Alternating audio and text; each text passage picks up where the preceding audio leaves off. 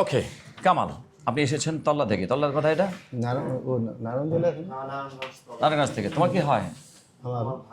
আপন ভাই, খালাতো ভাই। বাম পায়ের দিকে আপনার ব্যথা যায় দাঁড়িয়ে থাকলে, বসে থাকলে, শুয়ে থাকলে, হাঁচি দিলে, কাশি দিলে, তার মানে পিওর পিএলআইডি। আচ্ছা, আপনার ব্যথাটা কি সামন দিকে যায় না পেছন দিক দিয়ে যায়? এই পর্যন্ত। ওকে, আমরা এমআরআই এটা একটু চেঞ্জ করে দিও। দেখি আপনার এমআরআইতে কি আছে। দেখেন তো দেখি এমআরআইতে কি আছে। কিচ্ছু তো নাই, তাই না? শুধু এই ডিস্কটা কালো, এটা চাপ দিয়ে আছে এবং একটু উপর দিকেও গেছে। জি ওকে, না কিছু নাই সেটা বলা যাবে না।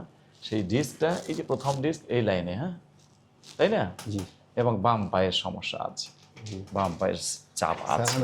এই ব্যথা ভালো হয়েছিল এই 2 বছর আগে লিখছি না, তো আমি ওইটাই নারায়ণগঞ্জে 2 মাস থেকে আবার শুরু হয়েছে। এই 2 মাস ধরে কিভাবে শুরু হলো 2 মাস থেকে আবার? নিশ্চয়ই কোনো ভুল ত্রুটি। ভুল বলতে কি কাজ করে না, বাম পায়ে প্রেসার দিয়ে কাজ করতে হয়।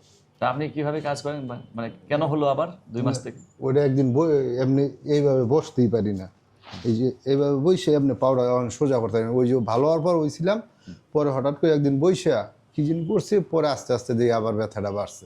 আচ্ছা বসেন। পরে এমআরআই করছি, এমআরআই এটা তো এই যে 1 মাস হয়েছে। ও আগেও এমআরআই করেছেন? না না, আগেরটা এক্সরে করছি। এই এমআরআই করে ডক্টর দেখিয়েছেন এবং ডক্টর কি বলেছে, অপারেশন লাগবে কি লাগবে না?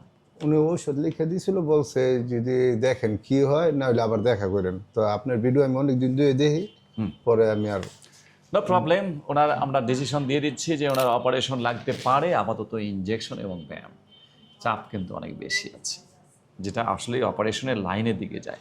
আপনি আবারও একটু দেখেন তো যে নিচের ডিস্কটা, এটা কালো, এই নিচের ডিস্কটা এই লাইনে না, এই লাইনের মধ্যে এই যে ডিস্ক, আর এই যে দেখেন বাম পায়ের নার্ভটা একদম নাই হয়ে গেছে। তবে ডাইন পায়ের নার্ভে কিছুই নাই, শুধু বাম পায়ে।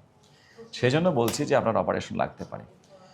যদিও আমরা এপিডুরাল ইনজেকশন 1 মাসে দেই না, 1 মাস না, 2 মাস থেকে সমস্যাটা হচ্ছে, দেই না। কিন্তু এনার যেহেতু এমআরআইতে অতিরিক্ত চাপ আছে, অপারেশনের দিকে যাওয়ার সম্ভাবনা আছে, সেহেতু আমরা অবশ্যই তাকে ইনজেকশনই ফার্স্ট চয়েস হিসেবে রাখছি। এবং অপারেশন যে মাস্ট করতে হবে ওই রকম এত বেশি চাপ নয়।